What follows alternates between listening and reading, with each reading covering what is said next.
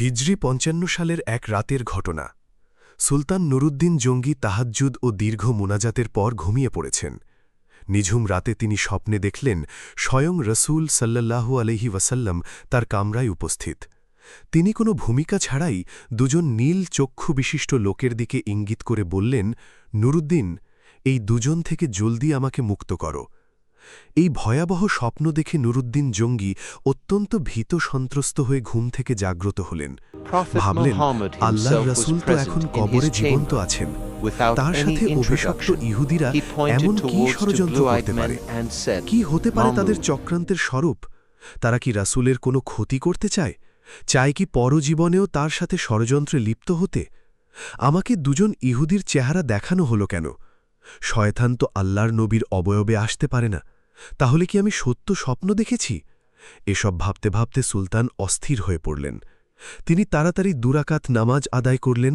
তারপর মহান আল্লাহর দরবারে ক্রন্দনরত অবস্থায় অনেকক্ষণ মুনাজাত করলেন।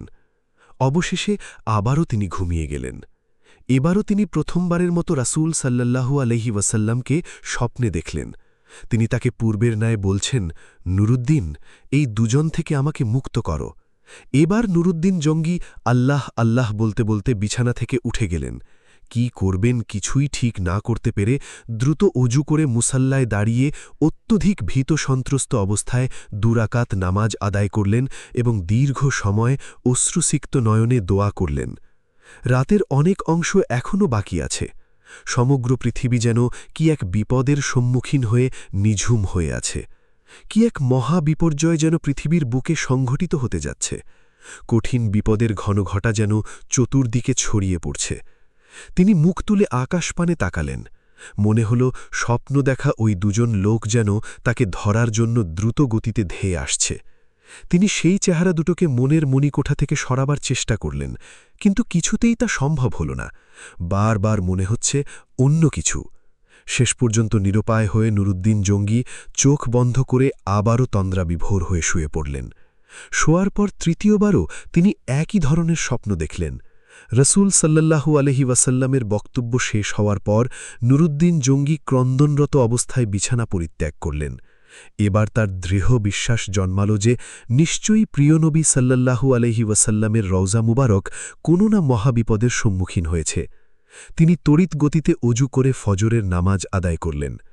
নামাজ শেষে প্রধানমন্ত্রী জালালউদ্দিন মৌসুলির নিকট গিয়ে গোপনীয়তা রক্ষার প্রতিশ্রুতি নিয়ে স্বপ্নের বিভ্রান্ত শোনালেন এবং এই মুহূর্তে কি করা যায় এই ব্যাপারে সুচিন্তিত পরামর্শ চাইলেন। জালালউদ্দিন মৌসুলি স্বপ্নের বৃত্তান্ত অবগত হয়ে বললেন, হুজুর, আপনি এখনও বসে আছেন। নিশ্চয়ই প্রিয় নবীর রওজা মুবারক কোনো কঠিন বিপদের সম্মুখীন হয়েছে, তাই এই বিপদ থেকে উদ্ধার করার জন্য বারবার তিনি আপনাকে স্মরণ করছেন। অতএব আমার পরামর্শ হল, সময় নষ্ট না করে অতি সত্বর মদিনার পথে অগ্রসর হন। সুলতান নুরুদ্দিন জঙ্গি আর কাল বিলম্ব করলেন না। তিনি ১৬,০০০ দ্রুতগামী অশ্বারোহী সৈন্য এবং বিপুল ধন সম্পদ নিয়ে বাগদাদ থেকে মদিনা শরীফের অভিমুখে রওয়ানা হলেন। রাত দিন সফর করে ১৭তম দিনে মদিনা শরীফে পৌঁছে সৈন্যবাহিনীসহ গোসল ও অজু সেরে ২ রাকাত নফল নামাজ আনতে দীর্ঘ সময় ধরে মুনাজাত করলেন। তারপর সৈন্যবাহিনী দ্বারা মদিনা শরীফ ঘেরাও করে ফেললেন এবং সঙ্গে সঙ্গে আদেশ জারি করে দিলেন যে বাইরের লোক মদিনায় আসতে পারবে, কিন্তু সাবধান, মদিনা শরীফ থেকে কোনো লোক বাইরে যেতে পারবে না। সুলতান নুরুদ্দিন জঙ্গি জুম্মার খুতবা দান করলেন এবং ঘোষণা দিলেন যে আমি মদিনাবাসীকে দাওয়াত দিয়ে একবেলা খানা খাওয়াতে চাই। আমার অভিলাষ সকলেই যেন এই দাওয়াতে অংশগ্রহণ করেন। সুলতান মদিনাবাসীকে আপ্যায়নের জন্য বিশাল আয়োজন করলেন এবং প্রত্যেকের নিকট অনুরোধ করলেন মদিনার কোনো লোক যেন এই দাওয়াত থেকে বঞ্চিত না হয়। নির্ধারিত সময়ে খাওয়া দাওয়া শুরু হল। প্রত্যেকেই তৃপ্তি সহকারে খানা খেল। যারা দূর দূরান্ত থেকে আসতে পারেনি তাদেরকেও শেষ পর্যন্ত ঘোড়া ও গাধার পিঠে চড়িয়ে আনা হল। এভাবে প্রায় ১৫ দিন পর্যন্ত অগণিত লোক শাহী দাওয়াতে শরিক হওয়ার পর সুলতান জিজ্ঞাসা করলেন, আরও কেউ অবশিষ্ট আছে? থাকলে তাদেরকেও ডেকে আনো। এই নির্দেশের পর সুলতান বিশ্বস্ত সূত্রে অবগত হলেন যে আর কোনো লোক দাওয়াতে আসতে বাকি নেই। একথা শুনে সুলতান সীমাহীন অস্থির হয়ে পড়লেন। চিন্তার অথই সাগরে হারিয়ে গেলেন তিনি। ভাবলেন, যদি আর কোনো লোক দাওয়াতে শরিক না হয় তাহলে সেই অভিশপ্ত লোক দুটো গেল কোথায়? আমি তো দাওয়াতে শরিক হওয়া প্রতিটি লোককেই অত্যন্ত গভীরভাবে পর্যবেক্ষণ করেছি, কিন্তু কারোর চেহারাই তো স্বপ্নে দেখা লোক দুটোর চেহারার সাথে মিলল না। তাহলে কি আমার মিশন ব্যর্থ হবে? আমি কি ওই কুচক্রী লোক দুটোকে গ্রেপ্তার করে দৃষ্টান্তমূলক শাস্তি দিতে সক্ষম হব না? এসব চিন্তায় বেশ কিছুক্ষণ তিনি ডুবে রইলেন। কুল কিনারাহীনা তলদেশের কুয়াশাচ্ছন্ন আকাশের দিকে তাকিয়ে আছেন। তারপর আবারও তিনি নতুন করে ঘোষণা করলেন, আমার দৃঢ় বিশ্বাস মদিনার সকল লোকদের দাওয়াত খাওয়া এখনও শেষ হয়নি। অতএব সবাইকে আবারও অনুরোধ করা যাচ্ছে, যারা এখনও আসেনি তাদেরকে অনুসন্ধান করে দাওয়াতে শরিক করা হোক।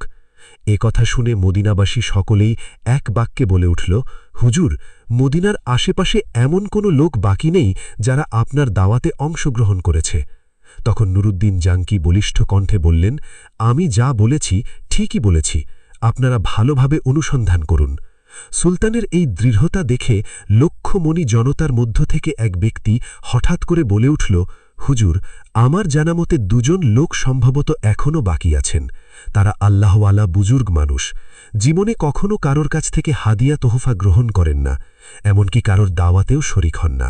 তারা নিজেরাই লোকদেরকে অনেক দান খায়রাত করে থাকেন, নীরবতাই অধিক পছন্দ করেন, লোকসমাজে উপস্থিত হওয়া মোটেও ভালোবাসেন না। লোকটির বক্তব্য শুনে সুলতানের চেহারায় একটি বিদ্যুৎ চমক খেলে গেল। তিনি কাল বিলম্ব না করে কয়েকজন লোক সহকারে ওই লোক দুটোর আবাসস্থলে উপস্থিত হলেন। তিনি দেখলেন, এ তো সেই দুজন যাদেরকে স্বপ্নে দেখানো হয়েছিল। তাদেরকে দেখে সুলতানের দু চোখ রক্তবর্ণ ধারণ করল। তিনি জিজ্ঞাসা করলেন, কে তোমরা? কোথা থেকে এসেছ? তোমরা সুলতানের দাওয়াতে শরিক হলে না কেন? লোক দুটো নিজের পরিচয় গোপন করে বলল, আমরা মুসাফির, হজের উদ্দেশ্যে এসেছিলাম। হজ কার্য সমাধা করে জিয়ারতের নিয়তে রওজা শরীফে এসেছি, কিন্তু প্রিয় নবীর প্রেমে আত্মহারা হয়ে ফিরে যেতে মনে চাইল না। হিজরি ৫৫ সালের এক রাতের ঘটনা। সুলতান নুরুদ্দিন জঙ্গি তাহাজ্জুদ ও দীর্ঘ মুনাজাতের পর ঘুমিয়ে পড়েছেন। নিঝুম রাতে তিনি স্বপ্নে দেখলেন, স্বয়ং রসুল সাল্লাল্লাহু আলাইহি ওয়াসাল্লাম তার কামরায় উপস্থিত। তিনি কোনো ভূমিকা ছাড়াই দুজন নীল চক্ষু বিশিষ্ট লোকের দিকে ইঙ্গিত করে বললেন, নুরুদ্দিন, এই দুজন থেকে জলদি আমাকে মুক্ত করো। এই ভয়াবহ স্বপ্ন দেখে নুরুদ্দিন জঙ্গি অত্যন্ত ভীত সন্ত্রস্ত হয়ে ঘুম থেকে জাগ্রত হলেন। ভাবলেন, আল্লাহর রসুল তো এখন কবরে জীবন্ত আছেন, তার সাথে অভিশপ্ত ইহুদিরা এমন কি ষড়যন্ত্র করতে পারে? কি হতে পারে তাদের চক্রান্তের স্বরূপ? তারা কি রাসূলের কোনো ক্ষতি করতে চায় কি পরজীবনেও তার সাথে ষড়যন্ত্রে লিপ্ত হতে? আমাকে দুজন ইহুদির চেহারা দেখানো হলো কেন? শয়তান তো আল্লাহর নবীর অবয়বে আসতে পারে না। তাহলে কি আমি সত্য স্বপ্ন দেখেছি? এসব ভাবতে ভাবতে সুলতান অস্থির হয়ে পড়লেন। তিনি তাড়াতাড়ি ২ রাকাত নামাজ আদায় করলেন। তারপর মহান আল্লাহর দরবারে ক্রন্দনরত অবস্থায় অনেকক্ষণ মুনাজাত করলেন। অবশেষে আবারও তিনি ঘুমিয়ে গেলেন। এবারও তিনি প্রথমবারের মতো রাসূল সাল্লাল্লাহু আলাইহি ওয়াসাল্লামকে স্বপ্নে দেখলেন। তিনি তাকে পূর্বের ন্যায় বলছেন, নুরুদ্দিন, এই দুজন থেকে আমাকে মুক্ত করো। এবার নুরুদ্দিন জঙ্গি আল্লাহ আল্লাহ বলতে বলতে বিছানা থেকে উঠে গেলেন। কি করবেন কিছুই ঠিক না করতে পেরে দ্রুত অজু করে মুসাল্লায় দাঁড়িয়ে অত্যধিক ভীত সন্ত্রস্ত অবস্থায় ২ রাকাত নামাজ আদায় করলেন এবং দীর্ঘ সময় অশ্রুসিক্ত নয়নে দোয়া করলেন। রাতের অনেক অংশ এখনও বাকি আছে। সমগ্র পৃথিবী যেন কি এক বিপদের সম্মুখীন হয়ে নিঝুম হয়ে আছে। কি এক মহা বিপর্যয় যেন পৃথিবীর বুকে সংঘটিত হতে যাচ্ছে। কঠিন বিপদের ঘনঘটা যেন চতুর্দিকে ছড়িয়ে পড়ছে। তিনি মুখ তুলে আকাশপানে তাকালেন।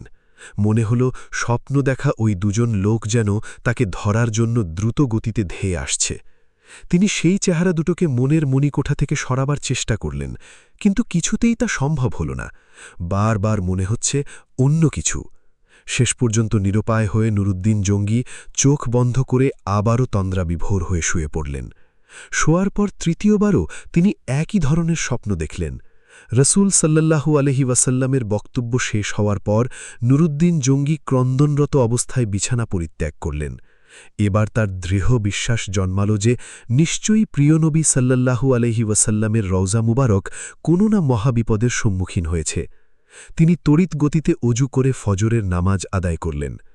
নামাজ শেষে প্রধানমন্ত্রী জালালউদ্দিন মৌসুলির নিকট গিয়ে গোপনীয়তা রক্ষার প্রতিশ্রুতি নিয়ে স্বপ্নের বিভ্রান্ত শোনালেন এবং এই মুহূর্তে কি করা যায় এই ব্যাপারে সুচিন্তিত পরামর্শ চাইলেন। জালালউদ্দিন মৌসুলি স্বপ্নের বৃত্তান্ত অবগত হয়ে বললেন, হুজুর, আপনি এখনও বসে আছেন, নিশ্চয়ই প্রিয় নবীর রওজা মুবারক কোনো কঠিন বিপদের সম্মুখীন হয়েছে, তাই এই বিপদ থেকে উদ্ধার করার জন্য বারবার তিনি আপনাকে স্মরণ করছেন। অতএব আমার পরামর্শ হল সময় নষ্ট না করে অতি সত্বর মদিনার পথে অগ্রসর হন। সুলতান নুরুদ্দিন জঙ্গি আর কাল বিলম্ব করলেন না। তিনি ১৬,০০০ দ্রুতগামী অশ্বারোহী সৈন্য এবং বিপুল ধন সম্পদ নিয়ে বাগদাদ থেকে মদিনা শরীফের অভিমুখে রওয়ানা হলেন। রাত দিন সফর করে ১৭তম দিনে মদিনা শরীফে পৌঁছে সৈন্যবাহিনীসহ গোসল ও অজু সেরে দুরাকাত নফল নামাজ আনতে দীর্ঘ সময় ধরে মুনাজাত করলেন। তারপর সৈন্যবাহিনী দ্বারা মদিনা শরীফ ঘেরাও করে ফেললেন এবং সঙ্গে সঙ্গে আদেশ জারি করে দিলেন যে বাইরের লোক মদিনায় আসতে পারবে, কিন্তু সাবধান, মদিনা শরীফ থেকে কোনো লোক বাইরে যেতে পারবে না। সুলতান নুরুদ্দিন জঙ্গি জুম্মার খুতবা দান করলেন এবং ঘোষণা দিলেন যে আমি মদিনাবাসীকে দাওয়াত দিয়ে একবেলা খানা খাওয়াতে চাই। আমার অভিলাষ সকলেই যেন এই দাওয়াতে অংশগ্রহণ করেন। সুলতান মদিনাবাসীকে আপ্যায়নের জন্য বিশাল আয়োজন করলেন এবং প্রত্যেকের নিকট অনুরোধ করলেন মদিনার কোনো লোক যেন এই দাওয়াত থেকে বঞ্চিত না হয়। নির্ধারিত সময়ে খাওয়া দাওয়া শুরু হল। প্রত্যেকেই তৃপ্তি সহকারে খানা খেল। যারা দূর দূরান্ত থেকে আসতে পারেনি তাদেরকেও শেষ পর্যন্ত ঘোড়া ও গাধার পিঠে চড়িয়ে আনা হল। এভাবে প্রায় ১৫ দিন পর্যন্ত অগণিত লোক শাহী দাওয়াতে শরিক হওয়ার পর সুলতান জিজ্ঞাসা করলেন, আরও কেউ অবশিষ্ট আছে? থাকলে তাদেরকেও ডেকে আনো। এই নির্দেশের পর সুলতান বিশ্বস্ত সূত্রে অবগত হলেন যে আর কোনো লোক দাওয়াতে আসতে বাকি নেই। একথা শুনে সুলতান সীমাহীন অস্থির হয়ে পড়লেন। চিন্তার অথই সাগরে হারিয়ে গেলেন তিনি। ভাবলেন, যদি আর কোনো লোক দাওয়াতে শরিক না হয় তাহলে সেই অভিশপ্ত লোক দুটো গেল কোথায়? আমি তো দাওয়াতে শরিক হওয়া প্রতিটি লোককেই অত্যন্ত গভীরভাবে পর্যবেক্ষণ করেছি, কিন্তু কারোর চেহারাই তো স্বপ্নে দেখা লোক দুটোর চেহারার সাথে মিলল না। তাহলে কি আমার মিশন ব্যর্থ হবে? আমি কি ওই কুচক্রী লোক দুটোকে গ্রেপ্তার করে দৃষ্টান্তমূলক শাস্তি দিতে সক্ষম হব না? এসব চিন্তায় বেশ কিছুক্ষণ তিনি ডুবে রইলেন। কুল কিনারাহীনা তলদেশের কুয়াশাচ্ছন্ন আকাশের দিকে তাকিয়ে আছেন। তারপর আবারও তিনি নতুন করে ঘোষণা করলেন, আমার দৃঢ় বিশ্বাস মদিনার সকল লোকদের দাওয়াত খাওয়া এখনও শেষ হয়নি। অতএব সবাইকে আবারও অনুরোধ করা যাচ্ছে, যারা এখনও আসেনি তাদেরকে অনুসন্ধান করে দাওয়াতে শরিক করা হোক। কথা শুনে মদিনাবাসী সকলেই এক বাক্যে বলে উঠল, হুজুর, মদিনার আশেপাশে এমন কোনো লোক বাকি নেই যারা আপনার দাওয়াতে অংশগ্রহণ করেছে। তখন নুরুদ্দিন জাঙ্কি বলিষ্ঠ কণ্ঠে বললেন, আমি যা বলেছি ঠিকই বলেছি, আপনারা ভালোভাবে অনুসন্ধান করুন। সুলতানের এই দৃঢ়তা দেখে লক্ষমণি জনতার মধ্য থেকে এক ব্যক্তি হঠাৎ করে বলে উঠল, হুজুর, আমার জানামতে দুজন লোক সম্ভবত এখনও বাকি আছেন। তারা আল্লাহওয়ালা বুজুর্গ মানুষ, জীবনে কখনও কারোর কাছ থেকে হাদিয়া তোহফা গ্রহণ করেন না, এমনকি কারোর দাওয়াতেও শরিক হন না। তারা নিজেরাই লোকদেরকে অনেক দান খায়রাত করে থাকেন, নীরবতাই অধিক পছন্দ করেন, লোকসমাজে উপস্থিত হওয়া মোটেও ভালোবাসেন না। লোকটির বক্তব্য শুনে সুলতানের চেহারায় একটি বিদ্যুৎ চমক খেলে গেল। তিনি কাল বিলম্ব না করে কয়েকজন লোক সহকারে ওই লোক দুটোর আবাসস্থলে উপস্থিত হলেন। তিনি দেখলেন, এ তো সেই দুজন যাদেরকে স্বপ্নে দেখানো হয়েছিল। তাদেরকে দেখে সুলতানের দু চোখ রক্তবর্ণ ধারণ করল। তিনি জিজ্ঞাসা করলেন, কে তোমরা? কোথা থেকে এসেছ? তোমরা সুলতানের দাওয়াতে শরিক হলে না কেন? লোক দুটো নিজের পরিচয় গোপন করে বলল, আমরা মুসাফির, হজের উদ্দেশ্যে এসেছিলাম। হজ কার্য সমাধা করে জিয়ারতের নিয়তে রওজা শরীফে এসেছি, কিন্তু প্রিয় নবীর প্রেমে আত্মহারা হয়ে ফিরে যেতে মনে চাইল না।